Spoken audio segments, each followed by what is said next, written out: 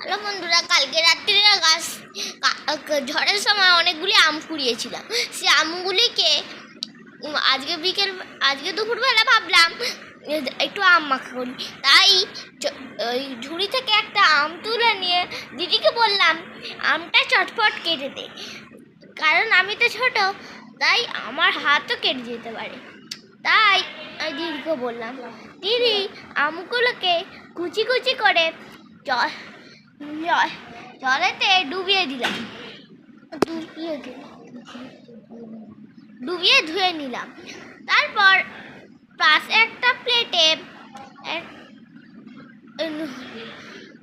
লঙ্কা গুঁড়ো আর নুন ঢেলে নিলাম।